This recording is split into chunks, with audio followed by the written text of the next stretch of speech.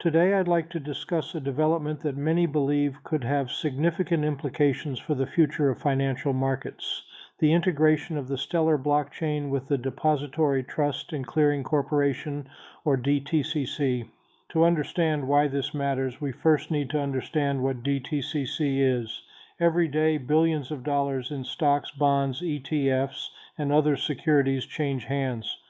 Behind nearly all of those transactions is DTCC, the organization responsible for clearing, settling, and safeguarding securities.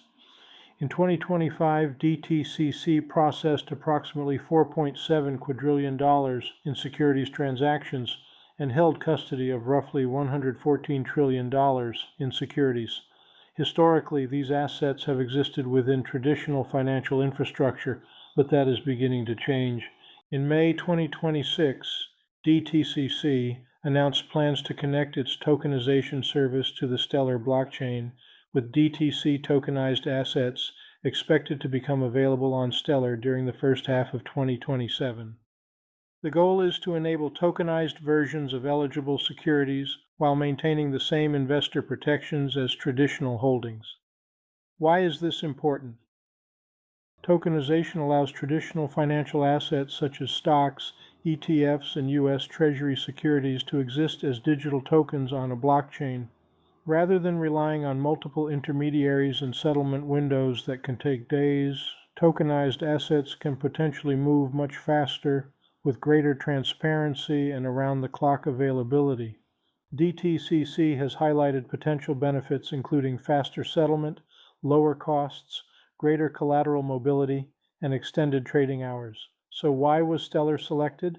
Stellar was designed from the beginning for efficient movement of value.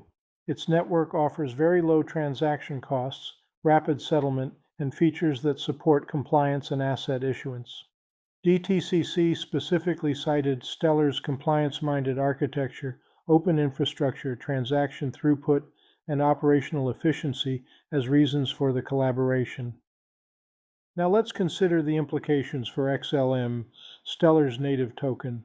The announcement is an important validation of the Stellar network as institutional infrastructure. However, it's important to distinguish network adoption from token economics. The partnership itself does not guarantee that demand for XLM will increase in direct proportion to the value of tokenized assets. XLM is used for network fees and account reserves, but those fees are intentionally very small.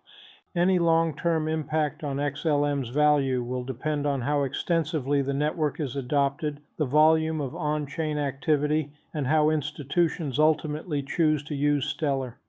Another important point is that this initiative is part of DTCC's multi-chain strategy. DTCC has stated it intends to connect with multiple blockchain networks rather than relying exclusively on one. That means Stellar has secured an important place in the ecosystem, but it is not necessarily the only blockchain that DTCC plans to support. In conclusion, DTCC's decision to integrate with Stellar represents a notable milestone in the evolution of blockchain technology within regulated financial markets. It demonstrates that public blockchain networks are increasingly being considered for institutional-grade infrastructure.